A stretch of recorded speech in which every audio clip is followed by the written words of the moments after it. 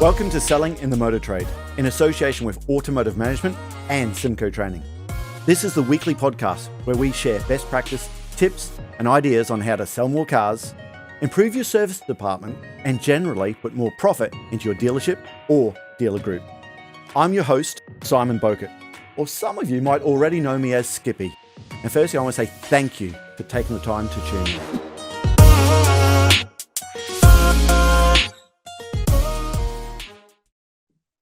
Hi, and welcome to another episode of Selling in the Motor Trade.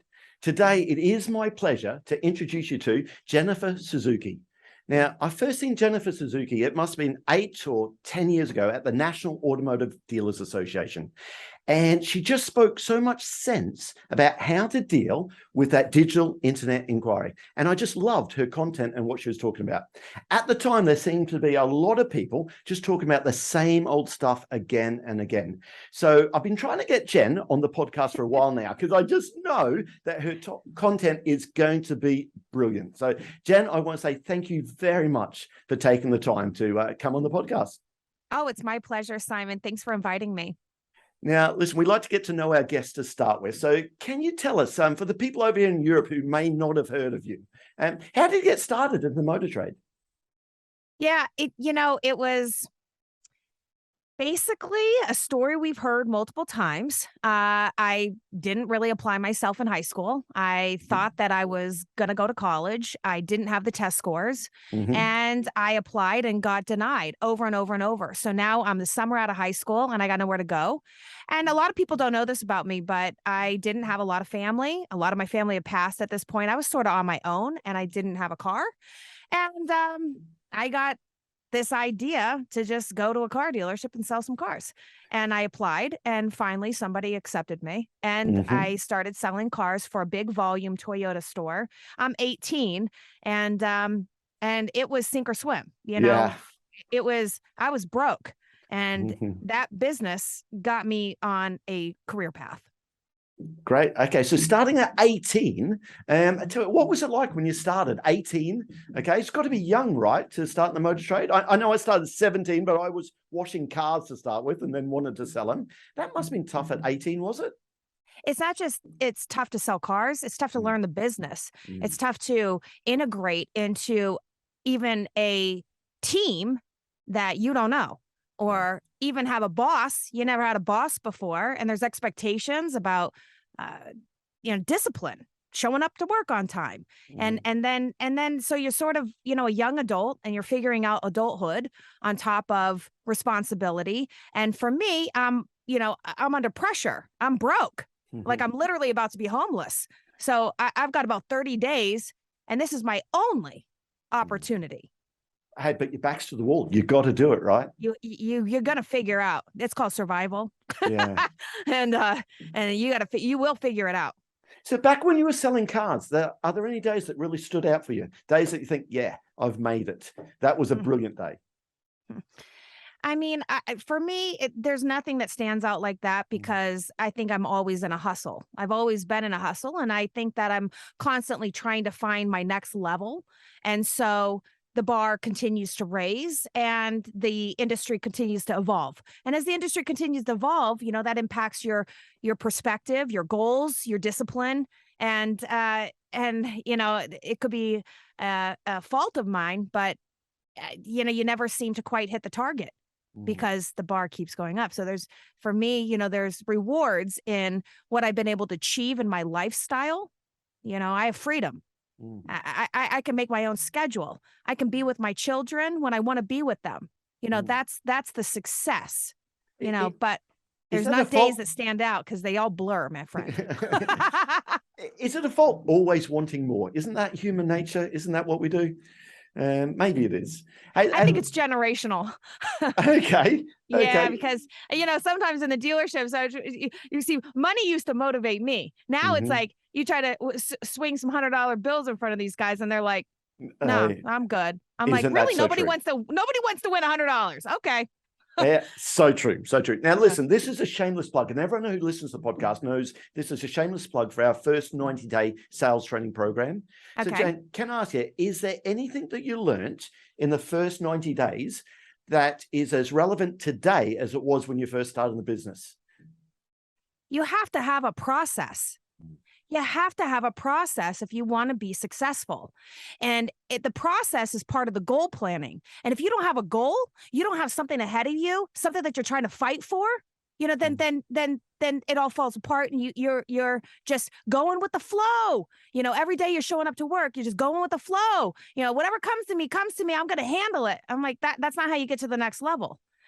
Without the goal for the next level, which is part of the sales process that you've got to have, that keeps you on track. It helps you with your time management, helps you find, ways to check off the tasks that get you to that end game.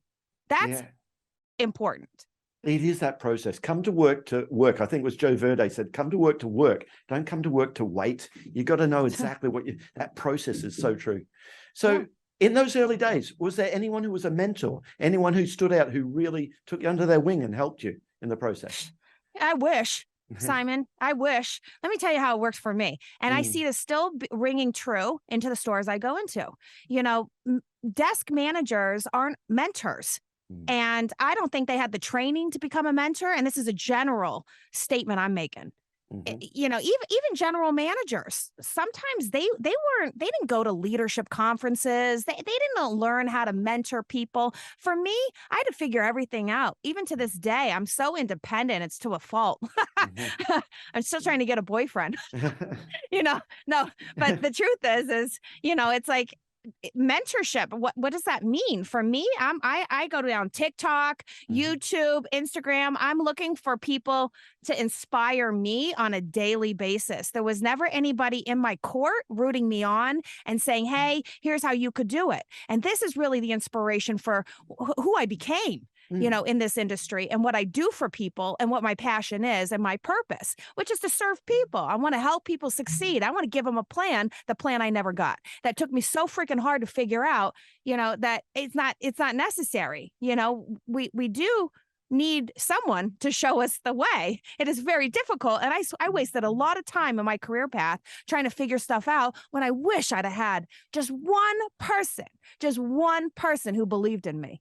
Well, I want to break that down. So how does someone go from being a salesperson, working their way in the dealership, going through the corporate route, I think, starting at 18, and is that the driver to go and to start your own sales training company, and one of the best known sales training companies in the States? What can you talk me through the steps that going from selling to having your own company there? There's a lot of steps here. If I was to sit here and really think about it, I don't know if I could even pinpoint it, but I can tell you this: I was broke and I needed money, and I had to succeed. I worked every single second of the day. I figured it out how to make this work. And that was the journey all by itself, is just survival mode, just to survive, which then parlayed into, oh, wow, I found myself a little skill that no one else in the dealership has, which was phones. And then it became internet leads. And then, and it was like, nobody wanted to handle the internet leads. And it's like, well, look, I'm going to get good on the phone. They're going to get good at floor ups. I'm going to get good on the phone. I'm going to stay inside in the air conditioning. I'm going to make my money. And I became really good at this, so good at it that I could teach it. I could show other people. So if I was to bring a friend into the business, I'd say, yo, this is it right here. Let me show you how to crush the phone, because this is where the customers are at. And then it became internet leads. So then I already had the phone skills for taking sales calls that I could apply to outbound calls to internet leads. And I could bring in my own appointments and my own business and streamline the sales process, make it very easy for people. And this is when people sought me out. They wanted to do business this way, and so for me, it was an evolution of survival mode, learning skills that other people didn't have, then being able to teach it, recognizing I'm a teacher. I can teach, I can show people, and then feeling the what it feels like when you sell a car, that high. Yes. It's the same thing when you have a student who says to you, So true. this made an impact in my life. This made a difference. This saved my life. I've had people tell me, I've had wives call me, Simon, and say, you saved him. You saved him. You saved our family. And that is the most rewarding thing. Now that fuels my fire. Yeah. because now I want to show everybody. And for me, I worked my way up the ladder, and I ended up in a corporate position where I could oversee multiple stores and multiple teams and build teams and show them how to be successful from day one. It's so true. As a trainer, that buzz you get when you sell a car, I think it's the same buzz when you've got, I don't know, 16, 50 people in the room. And I feel myself, I want to close those people. Yes, and when you see them turn around and they go, and they scribble something down, you think, I've got you. She's got it there. It's that buzz is sensational. So you know exactly what I'm talking about. That is precisely that's those feels right there is what that's why we do it. Ignites the fire every day. So true. So what's a typical working week look like for you then? Because do you spend your life in dealerships? Are you, I know. I get thrown at us all the time, Jen. Okay. Those who can do, those who can't teach. So what's your typical day look like? Okay. Well, look, I'm about as real as it gets. I've sat in rooms where people are instructing, and I'm like, damn, that sounds like a great idea. And then you put it into action, and it's like fail. For me, I'm like, I'm never going to get in front of a crowd and not be 100% relevant and legit. I do the work I preach. So my daily work week or month, what does it look like? Okay, this is crazy. I know this is going to sound so crazy to you. It is crazy. I wake up and I'm on fire before the alarm even goes off at 4 a.m. Generally, I'm up between 3:30, 3:45, and my head's going. I can't wait to start this day. I get up. I start writing content. I start writing classes because for some reason, I wake up and the information just starts flooding me, and I have to get it on paper, and I start writing decks, presentations. I start writing classes, and these are going to be the classes that I use for the week, and so that my content's always fresh and relevant. I get up early so that I can get a lot of my work done in the morning, because when my girls wake up, I have 3 girls, and when they wake up, I want to be mom. I want to be super mom. So I make them muffins or a bread or something that, gives me a hobby too. And it gives me a little bit of a break and outlet. So I make them breakfast and I pack all their lunches. And when they wake up at 7, I'm on. And so I put the work aside, and now I'm getting them, to school. And I share custody with my kids. And so I have my girls, Monday, Tuesday, he has them, Wednesday, Thursday, and then we share every other Friday weekend. So that's what gives me the opportunity to leverage this career. I have time to invest in my family, get them to school. I bring them home. I do my work during the day. I'm working on Zoom classes back to back. I'm doing hour-long Zoom classes while they're at school. I'm pick them up from school, and then it's like dinner time, right? And then and I do this Monday, Tuesdays, and Wednesdays I teach classes on Zoom in the morning.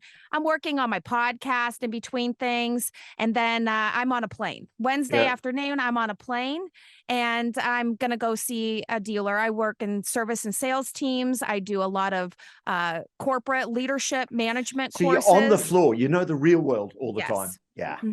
Yes. So I'm in the stores, some parts of Wednesday, Thursday, Fridays, and I'm teaching classes, but I'm also a part of that. I'll give you a quick example. So if I'm doing a sales class, I'm going to teach them a process in the classroom. We're going to do a ton of activities. We're going to role play this thing out. And then I'm going to have them come back, and they're going to say, bring me your toughest customers. I'm going to call them on speaker. And this is going to be in rooms of like 50, could be 10 people, could be 100 people, could be 200 people.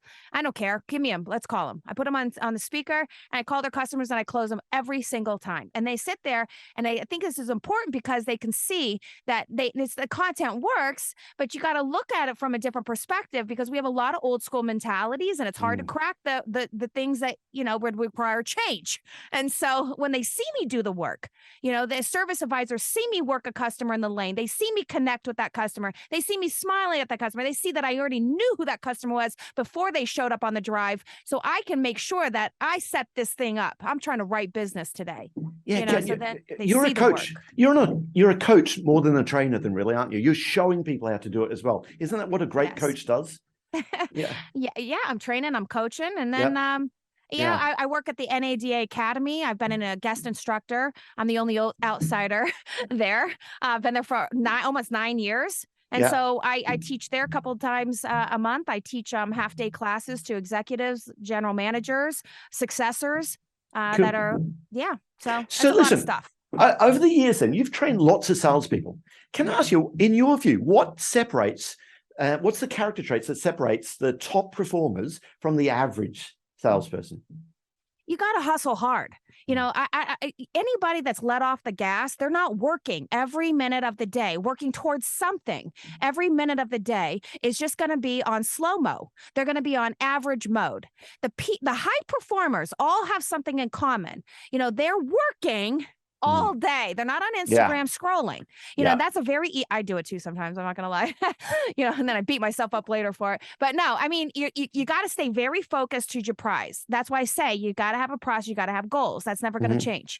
But, you know, for me, it's that they are going to send out, when I look at a productivity report, the parallels, this top performers, they sent the most videos, they sent the most texts, they made the most sales calls, they sent the most emails, and that's the common thread. They're working.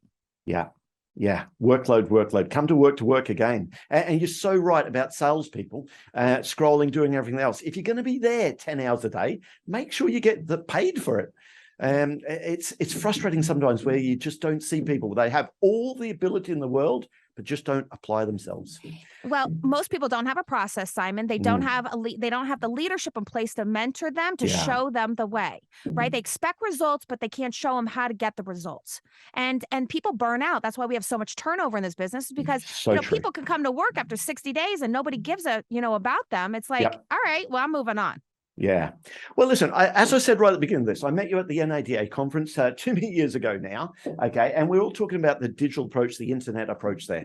And there's a guy called Joe St. John's. He talks about, hold on, the internet department used to be an add-on to your dealership. Now it's the other way around. Your dealership's an add-on to the internet department. So I want to ask you, how has it changed over the years? Well, at this time right now, I think we're in it's a different chapter right now. So in the past, internet leads, I think, have been challenging. These guys, they would start their research on a third-party site, just like they've been looking at makes and models and trying to figure out what they could afford. And this process could take weeks. And then, go around to dealerships and talk to people, blah, blah, blah, blah. And now it's months. And so internet leads could take 90 days. And a lot of times my strongest closing ratios would be 90 days, which nobody was following up with by 90 days, because like, who wants to do that? Chase somebody that doesn't respond? No, thank you. But it actually did come together. And now anybody that submits an internet lead, at least here anyway, is an in-market buyer. Anybody calling into the store is an in-market buyer. There's just not a lot of shoppers anymore. These are people that they're ready to pull the trigger. So you've really got to be spot on with a process to be able to attract and to reel them in very, very, very quickly. So the sales process is happening, I think, in the shortest time I've ever seen it happen. And a lot of it is done online or on a phone call. Okay. So this brings up, I'm seeing lots of people looking at the magic button on their website. I think sometimes it's called digital retailing, where a customer's going to go and click the button, buy now, and they're going to do absolutely everything. Does it work that way? What percentages from your experience of people actually do go through the whole buying process on a Carvana without speaking to someone, or in a traditional dealership without speaking to someone? I mean, I think the reality is that you're going to speak to this person at some point in that process, and you should, I don't know if people really want you to leave them alone, because they're going to have questions and we need to be there to serve them. On the other side of the coin, I think you want to initiate that. You want to pursue that, because that's how I connect with people. It's my voice. It's my words. It's the way that I talk with people and how they buy into me, and walk in with that process. Now, some people, they want to be left alone. Okay. I think it's a very small amount of people. And the data would tell us that there's a small amount of people that they aren't going to speak to somebody at the store. They're going to initiate it online, and then they're going to come into the store and wrap it up. So you got to be able to streamline, be able to pick up where you left off on that conversation and make it a more seamless, car buying experience for people. I think the more that we see EVs come in, and the EV expectation is a Tesla expectation, it's that we're going to do everything online. You're not even going to, you don't even have to talk to anybody. And if we can encourage that and get behind it and support it and initiate it, then, we could probably see more of that that's kind of a sales process go down where the customer's just waiting for delivery. They didn't speak to anybody. They put down their deposit, everything's a go. But I think the truth is that you have to have the tool. Are they going to buy now? No. No. Half these tools don't work the way that we want them to work. Products like Roadster, Darwin, these products are put together. They're going to streamline in a way that you can actually do this deal the way it's supposed to. Freakin' Tech also has a great tool that allows people to just get this thing done very quickly. But a lot of the tools, especially tools that were developed by the website companies, they don't help the process. They cause kinks in the process. So can you actually really finish it? No, in most cases you can't. And so that's a factor too. I don't think you can put any button on your website and think that people are just going to buy.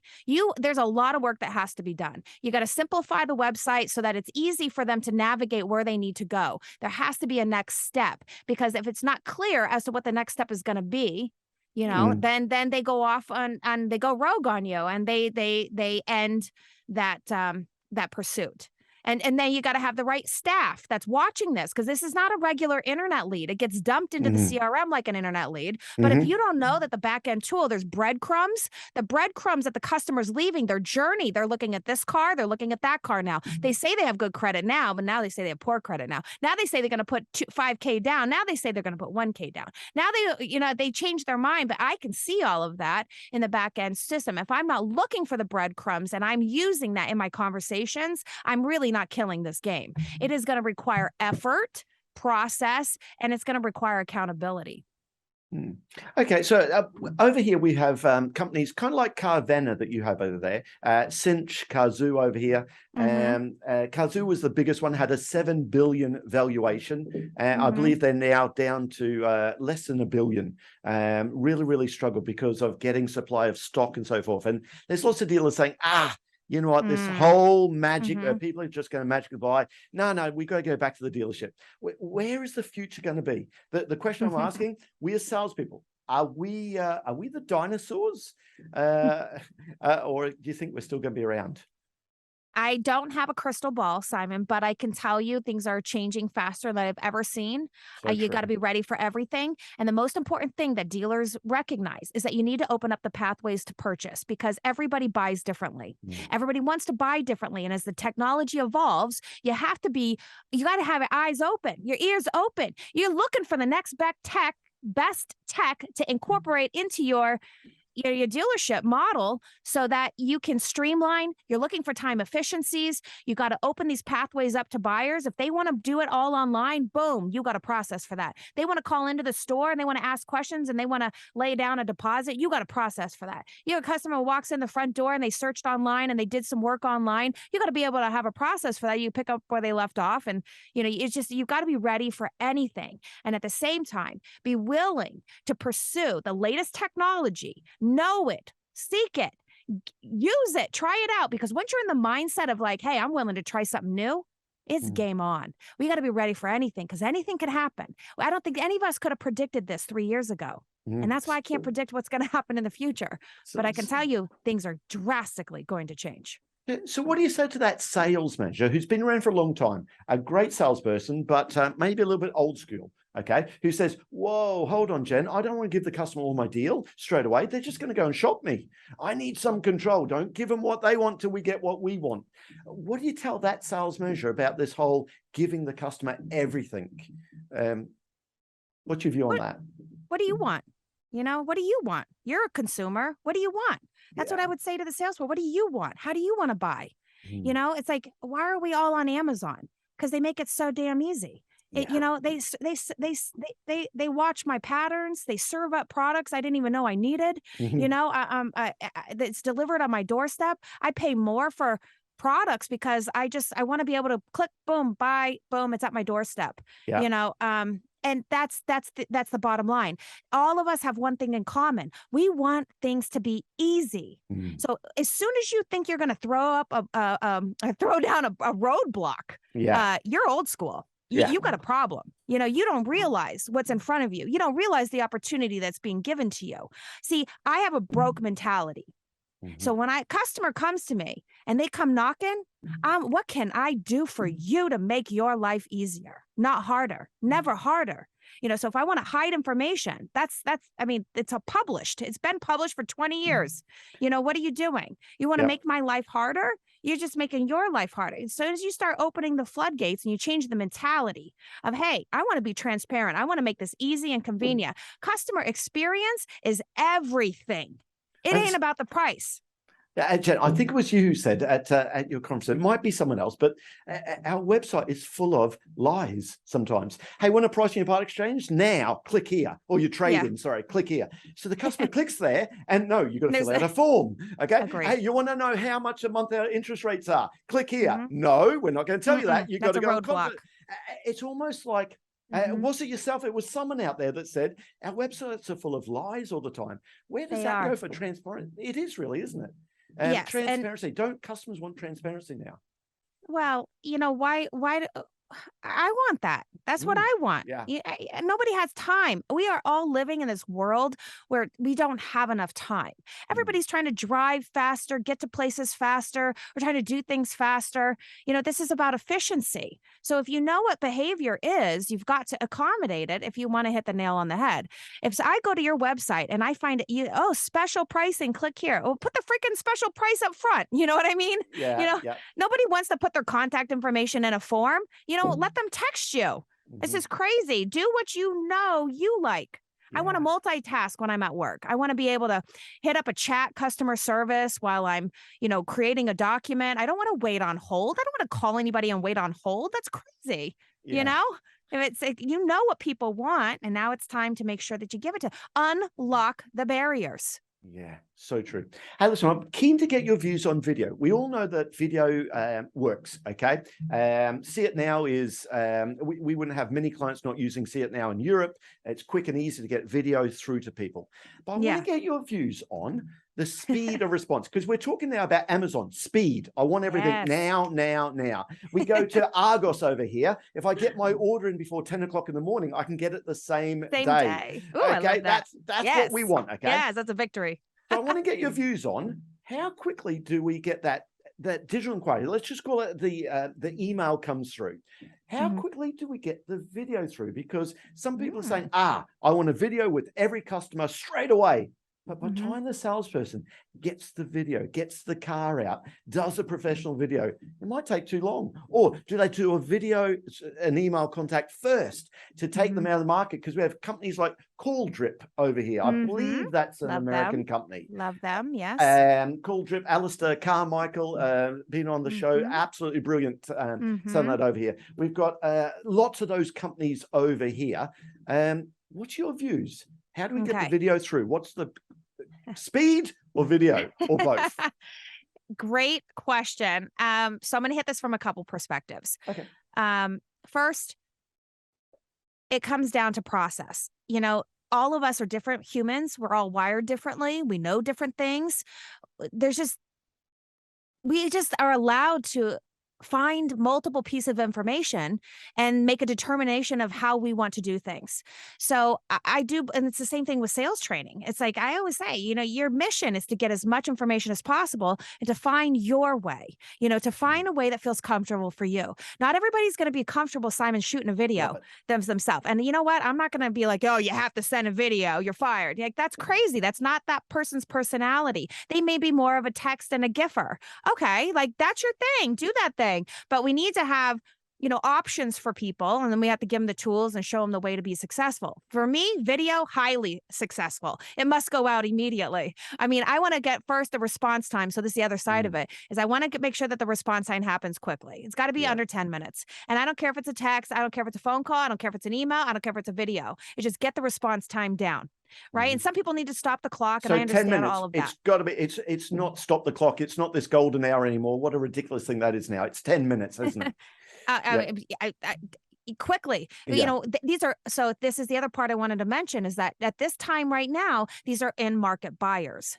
So when they want something, I'm on Amazon, I want that, I want it now. I want to click, I want to be able to, want my answers right now. This is why hijacking information, or not hijacking, holding hostage the information on this site is crazy. Like, that person wants that information right now. And the longer they have to wait, the longer, you put them at risk to bounce. And that's what's going to happen. So the video. Of course they bounce. We bounce, don't we? If we can't get the information there, we'll go somewhere else to get it. We're all the same types of people, that we have to be real with ourselves about the processes that we want and that we are putting out there. You got to put yourself in the customer's shoes. That's never going to go away. And that customer is going to evolve. I mean, I was definitely not buying my entire life on Amazon 10 years ago. Okay. So, but going back to the video is definitely a highly successful tool. It is necessary, in my opinion, to put that in front of customers. It humanizes the experience. It personalizes, the sale. And these are the things that help us grow. These are the things that help us connect with people. These are the things that keep people coming back to you. That just leaves me to say that all details of this episode and other episodes on the selling in the motor trade can be found on our website, simcotraining.co.uk. Go there to get a copy of our book, Words That Sell Cars. Go there to sign up to a free trial of our Sales Fitness online sales training program. Easiest way to get hold of me is Simon Bowkett through LinkedIn. Thank you.